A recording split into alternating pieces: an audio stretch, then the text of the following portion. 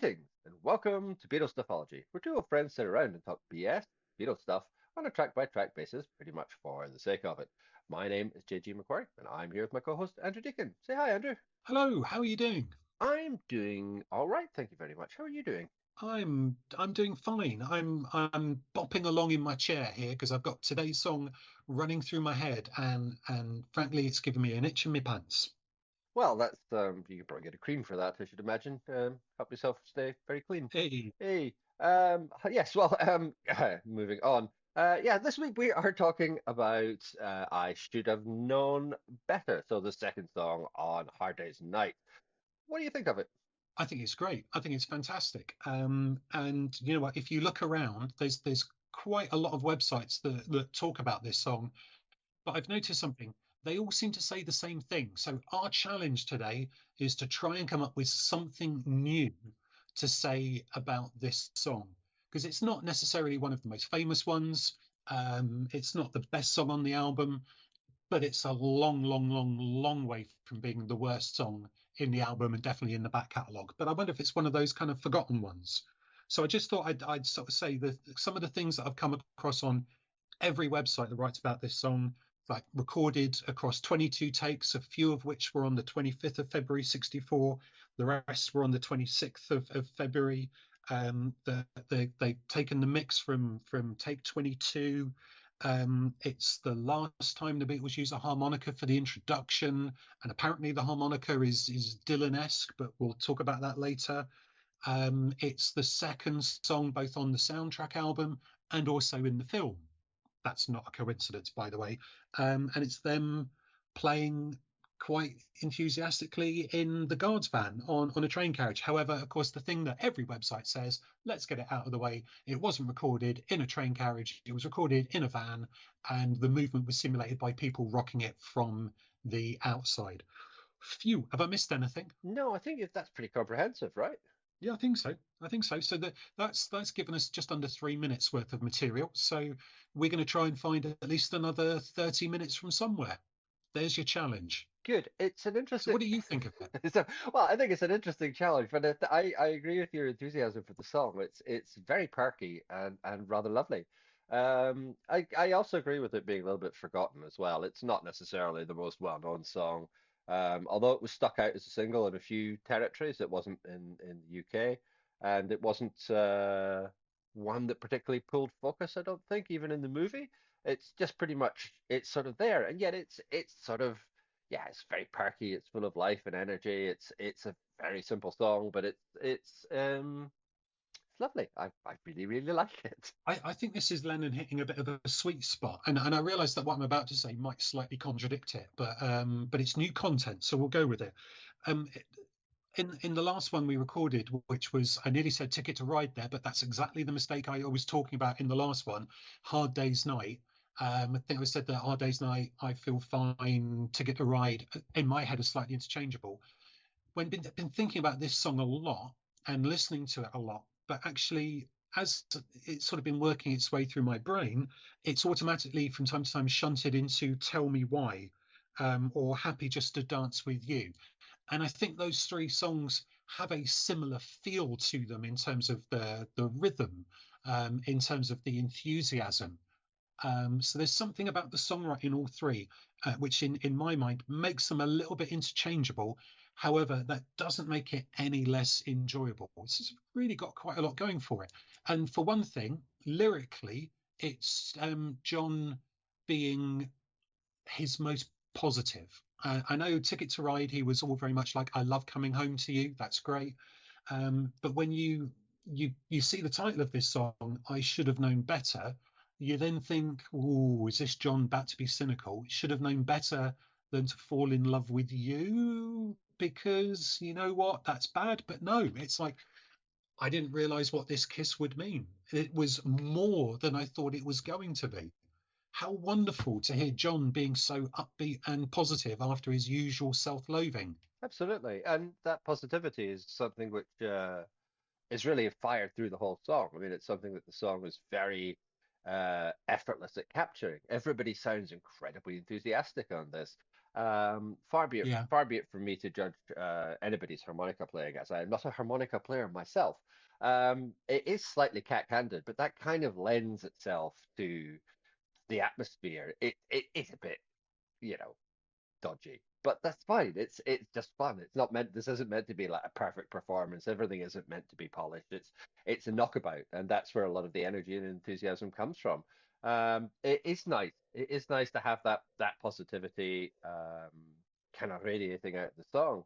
And it's one of the nice things about this album is that it's a very particularly this first side is an incredibly kind of positive experience.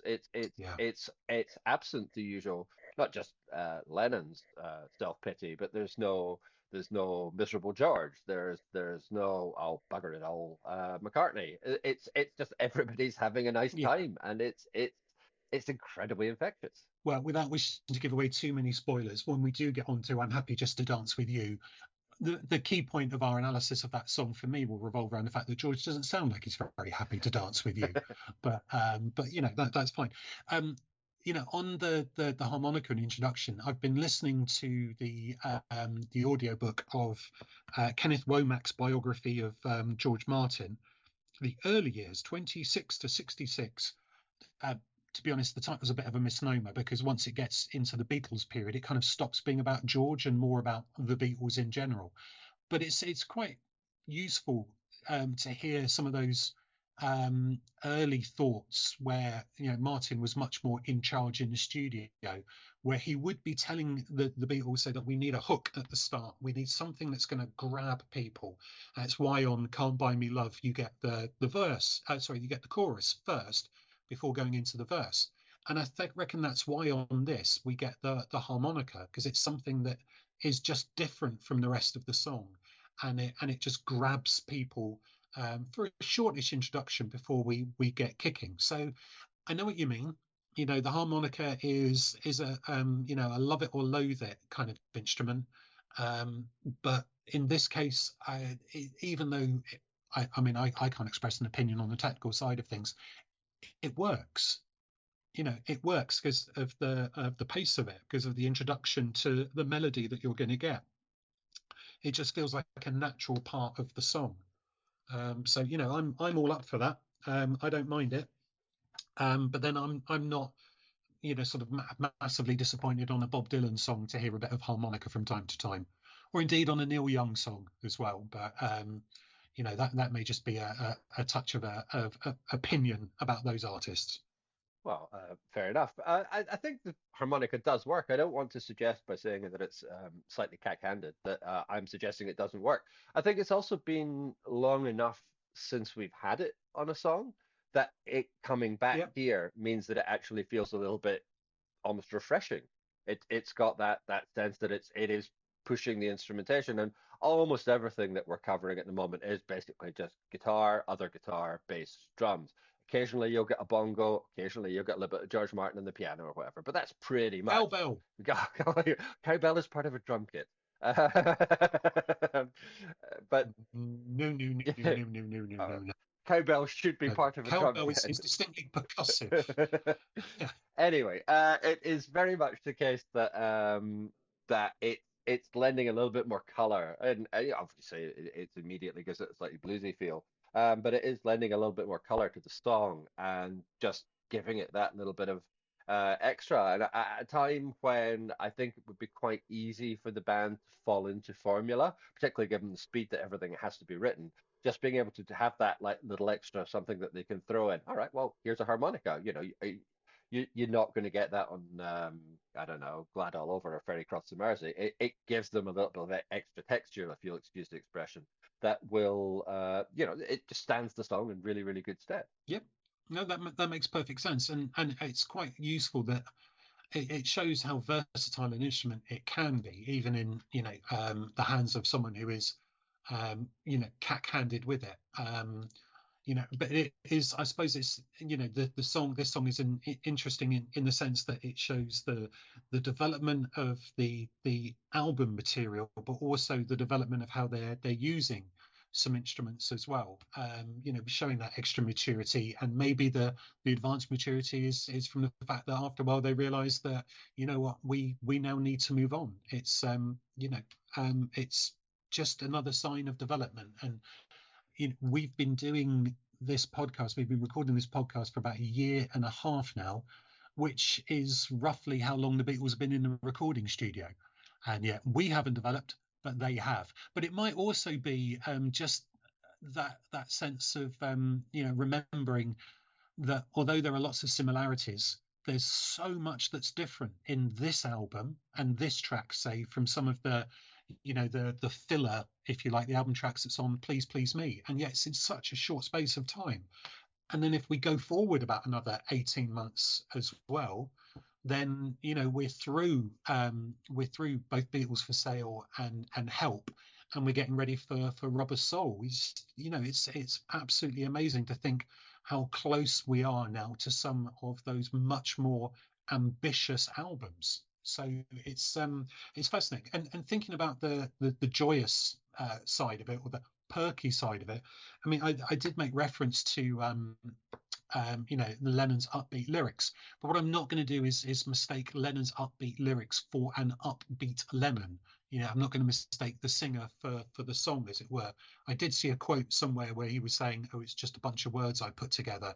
That may or may not be true, as I'm sure you're aware. There's a fair number of Lennon interviews you have to take with a pinch of salt. It may be that he just doesn't want to remember being happy at that period of time because he ended up not being with Cynthia anymore. But you have to admit, there's maybe even subconsciously there's something positive going on here. But it's nice to hear. It's nice to hear John, and I think it makes a difference with his singing as well. For me, it's much more noticeable how much more I enjoy his singing when he is being positive. Well, firstly, I want to say that I do not in any way, shape, or form agree with the fact that we haven't developed over the last year and a half. I'm I'm just not going to say what direction I think we've developed in. Uh, Well, we've certainly not developed in response to audience feedback, have we? no, we Which reminds me, audience, let's feel free to to get in touch and let us know what you like, and heaven forfend what you don't like. It would be nice to know that I mean, much as I enjoy sitting here talking to you, JG, it's always lovely to spend time with an old friend. But it would also be nice to know that there's somewhere out there someone who appreciates what we're doing. I swear to God we haven't been drinking. Well, no, I can't say that. I can only say that I haven't been drinking. Yeah, no, I have not. I completely agree. It would be lovely to hear from our audience. So please get in touch, everyone. Um, Also, when you say that there are certain Lennon interviews that need to be taken with a pinch of salt, I think that's all Lennon interviews. Or Yeah, yeah, yeah. pretty much. But I agree about the positivity. I think when I was talking about the first side of this album as being sort of very up, it's very infectious, it's very kind of positive. But I mean, looking at the slightly broader picture, it makes sense. They've had two absolutely knockout albums. They've broken America. They are making their first feature film. They are, to quote the inevitable, they are, toppermost of the poppermost. They are, they're all the way up there. And so much of that enthusiasm does feel like it's captured in the first side of this album. And this song is a perfect introduction of that. So I suppose contextually, we should be aware of the fact that they're basically just back from America when they're in the recording studio Yeah, for yeah. this. Um, so I'm not going to suggest that they're just off the plane, but it's not that far off, which I think makes it all the more interesting in that respect, that we've got this sudden positivity, because of course A Hard Day's Night was recorded at the very end of the session for the album, but this was right towards the start. So and what I don't know is when they were asked to put together some songs for the film, just how much of a steer they got from Richard Lester about the kind of like the tone of the songs, or whether he just fitted the story and fitted his sort of ideas around the material that he presented. I've not been able to find that anywhere, but I'm sure there must be something related to it. You would have thought that he would have been presented with these songs and gone, "I'll use that, I'll use that, I'll use that," especially because it sounds like he was an absolute nightmare in the studio and giving George Martin plenty of instructions to pass on to the Beatles, most of which I think he managed to ignore. And in fact, there was something in the biography that suggested that when George Martin was conducting the orchestra for the score, that Richard Lester came in at one point and actually scolded him, saying that what he was doing wasn't good enough in front of the whole orchestra. I never realised that he was quite so picky. That's a that's a very polite way of calling somebody a prick. Yeah, Yeah, excellent work. Yeah, I don't know either. It was something that we can maybe do some research into before we get to our massive movie episode for Stuffology, since we will doubtless yeah, be covering all that in great detail. Although, again, if any of our audience have any further information on that, please get in touch and give us the background details that we clearly haven't been able to dig up. Yeah. yeah. I mean, although this will be released in February, we're recording in December, so it's pantomime season. So when you say, "Yeah, we'll do some research," my instinct is, "Oh no, we won't." But that's fine. I'll see if there's a My biography instinct is out to there. agree with you. Yeah, I'll see if there's a biography out there of Richard Lester, which I'm about to go on Amazon now. Other Live books research. available. Uh, yeah, Richard Lester book. Oh, that's exciting. That's exciting. Richard Lester, British filmmakers. Right. Okay. I'll have a look at that. The Beatles in Richard Lester's Hard Day Night, a complete pictorial record. I don't want pictures. I want words. Yeah. Um. So it's interesting. I think this is interesting how different parts of the Beatles story connect up here, and it's another one of those connections where there's something that's feeding forward, but something that's feeding back. I've seen it suggested that writing the song was based around Frank Ifield's number one hit "Wayward Wind," which I've listened to, and I can see why. It's rhythmic. It's an old country and western song, but the Frank Ifield version of it does have a similar kind of rhythm to I Should Have Known Better, which is interesting. Of course, the Beatles have a big connection with Frank Ifield. They were originally on one of their early package tours, had Frank Ifield headlining, and I think there was a story about how, I'm going to say Paul, it might not have been Paul, but we'll just say Paul was apparently seeing Frank Ifield's girlfriend at the time, so there was a bit of sort of dislike between them. But in terms of feeding, well, actually, I'll sort of stick with the Frank Ifield one for the moment, because actually that song has some interesting covers. Obviously, it's not a Frank Ifield original, but there's a Neil Young version of it, which is really interesting because it slows it back down to um, that sort of old country rhythm, but it's also on an album in the 80s that is reflecting on olden days. So it's kind of interesting, in 20 years that song and that rhythm and that style of music has therefore come about the old times in just a short period of time. But in terms of feeding forward, we obviously have the Patty Boyd story, because to sort of just to switch on to the film, because I would like to talk about the film part of this, because I actually think it's a really good sequence. I think it's really Oh clever. yeah, God, yeah. I love how it's shot. She is one of the schoolgirls who's looking on in awe as the Beatles play. And this was when she met George Harrison for the, well, I don't know whether it was for this song, but certainly on the set of Hard Day's Night was when the two of them met. And of course, Patty Boyd is, for many reasons, a big part of the Beatles story in that sense as well. So there's a lot of things going on here. And that Frank Ifield song was a number one in '63. So you can sort of see why it would have been something that they would have been interested in using and developing. And here's one for you, and for you alone, JG. You will like this, and it's just a reference to a song that I know you like, because apparently "A Wayward Wind" is another way of referring to wanderlust. Ah, well, there you go. That is a great song. That is a great song. Wanderlust, Yeah, that is to say. I mean, yeah, Wayward Wind is fine as well, but Wanderlust yeah, is really something special. yeah. I was looking at just on Wanderlust, and I've not mentioned it for at least 30 minutes, but Tug of War, which was one of my entry points for McCartney in the early 80s.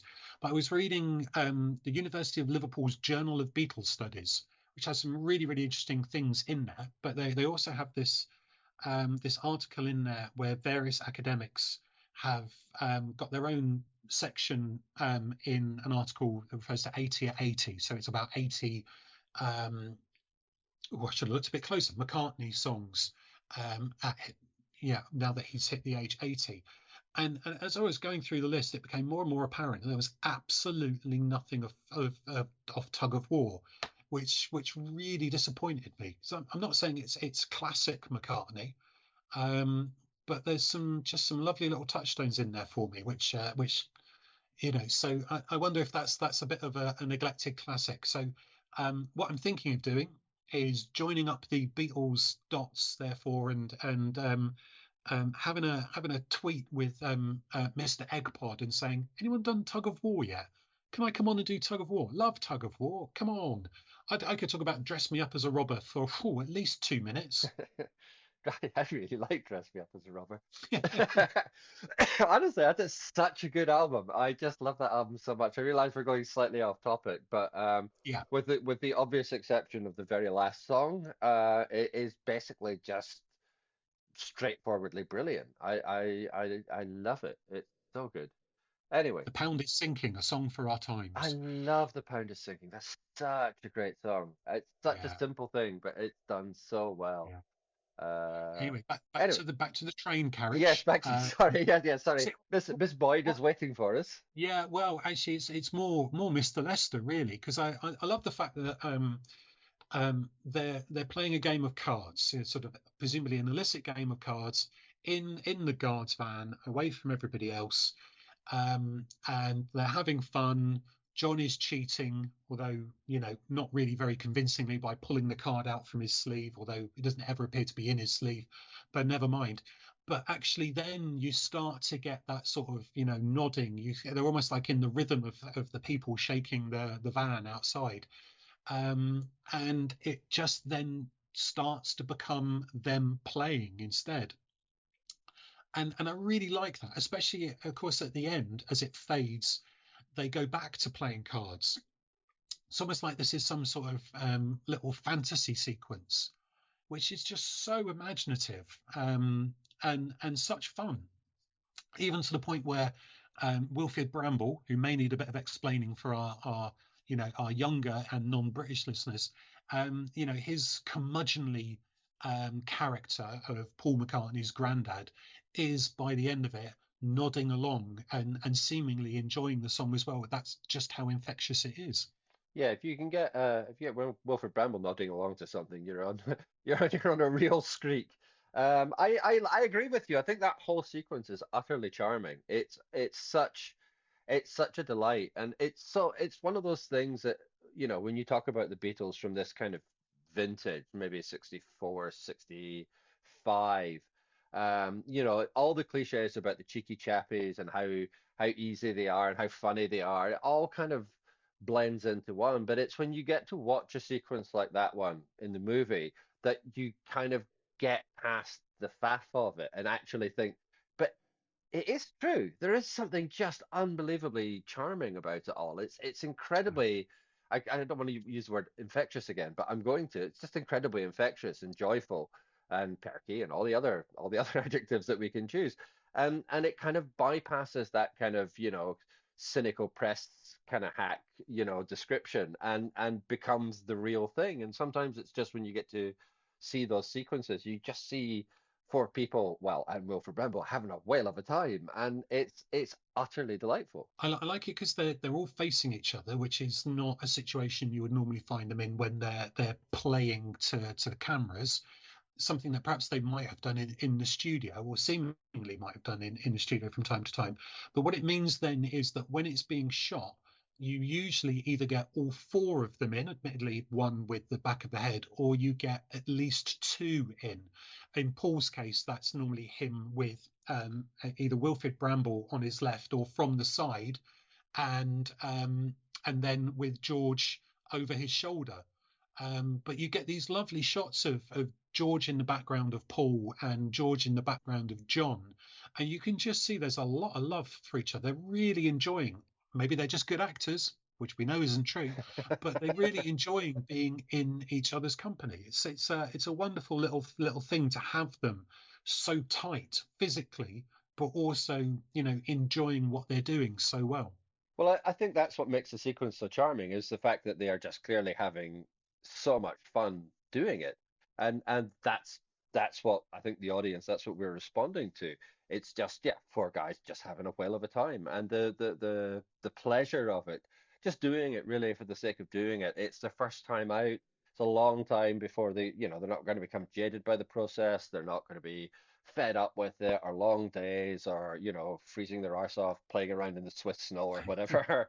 It's just like, yeah, they're playing a really fun song in a really fun way, and that's it. It's wonderful. I think another indication of how much they're enjoying it as well is that you see Paul McCartney miming along, but he doesn't actually sing on this song.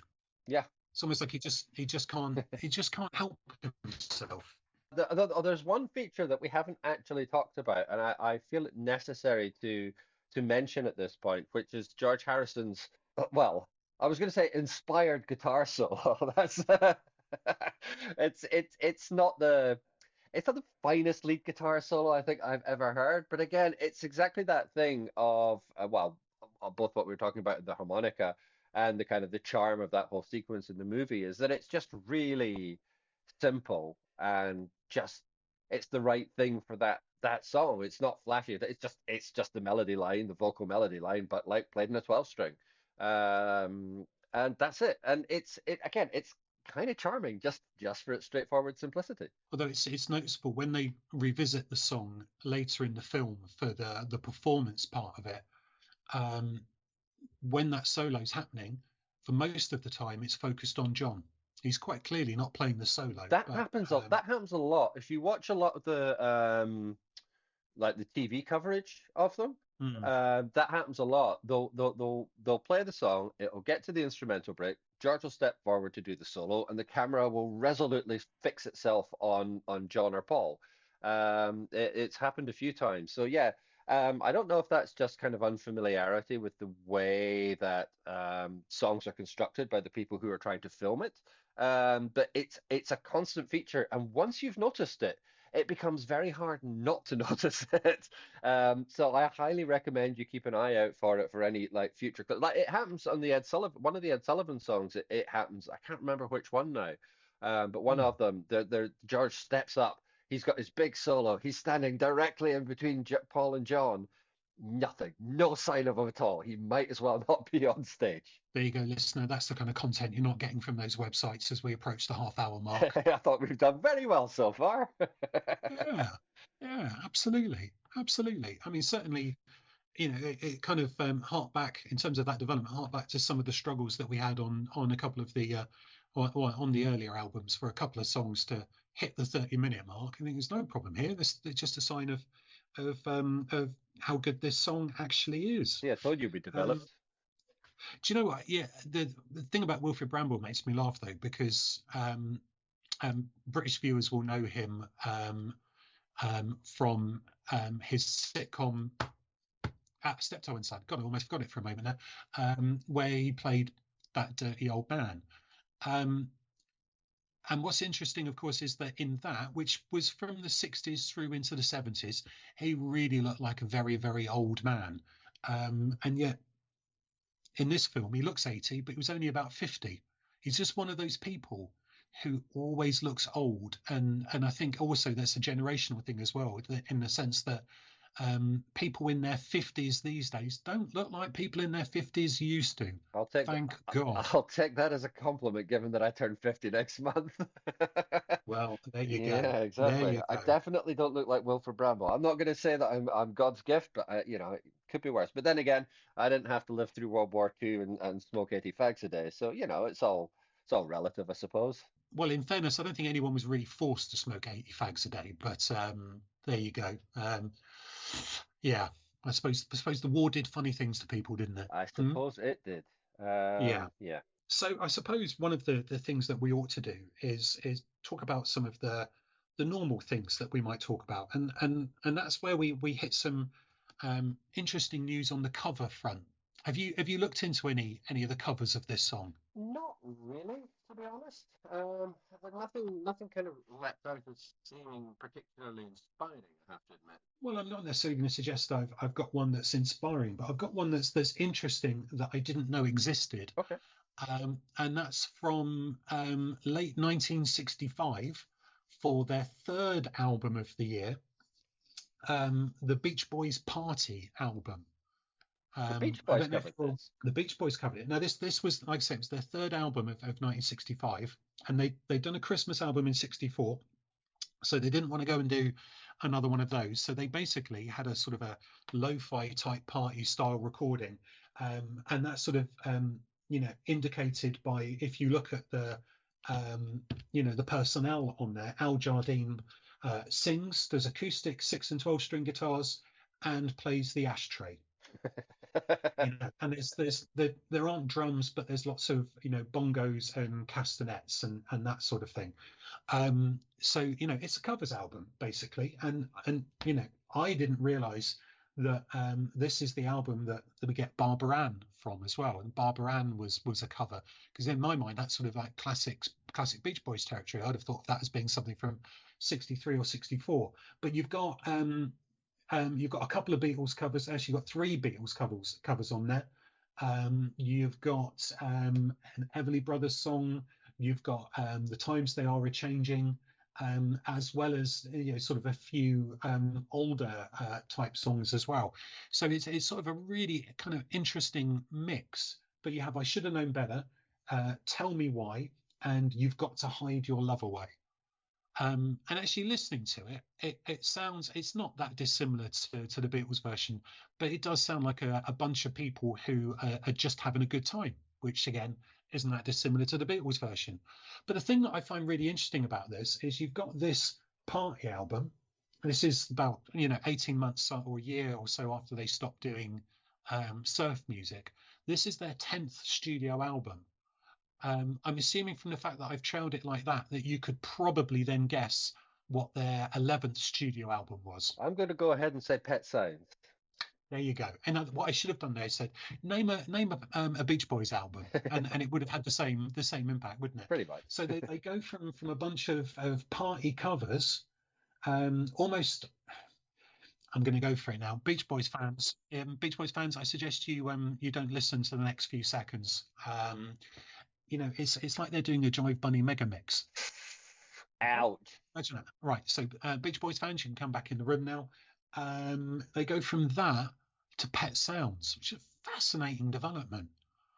Which then just sort of got me thinking again, of course, because you've got, just as a reminder, that in '64, when the Beatles are recording this, because the Kinks haven't broken yet, the Rolling Stones are having hits, but they don't start recording or putting their own recordings out as singles until '65.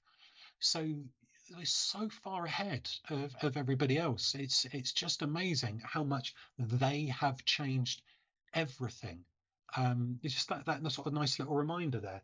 The other cover that is worth mentioning in my book is legendary folk artist Phil Ox, who I only know from only knew from my dad, kind of like people like Tom Paxton. So he would have mentioned a few of those people, sort of in the same um, you know um, the same sort of tone as someone like Pete Seeger.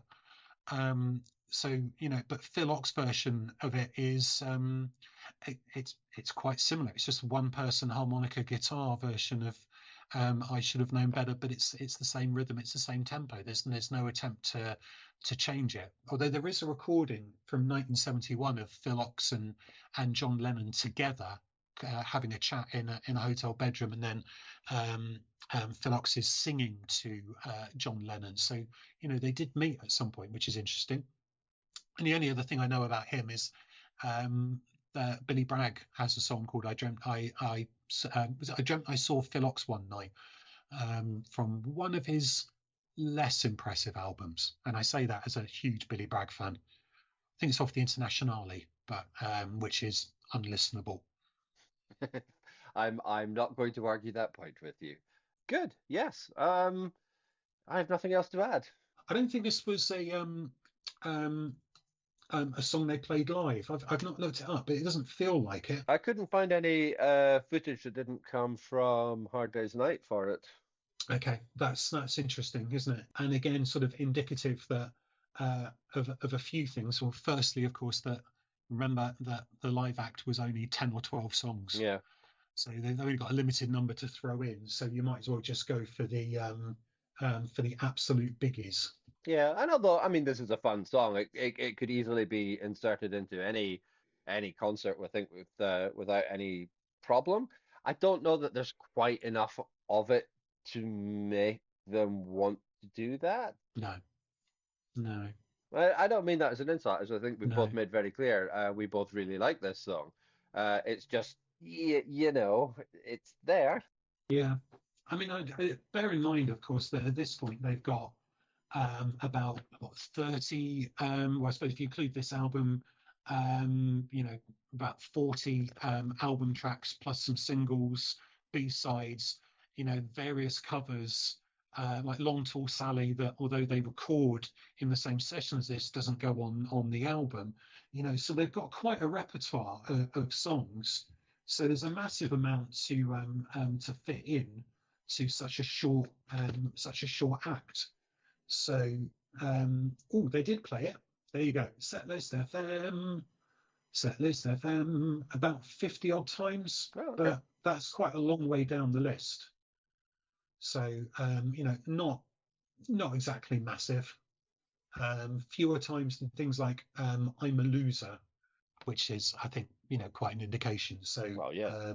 yeah, nice song. But its set list goes from end of March 64 through to November 64, and after that nothing. So that's that. I think that's about right, really. That's about the longevity of it. Yeah, that seems That's fair. about the longevity of it in everybody else's minds as well, isn't it? Because I think a lot of people have forgotten this, which is a shame.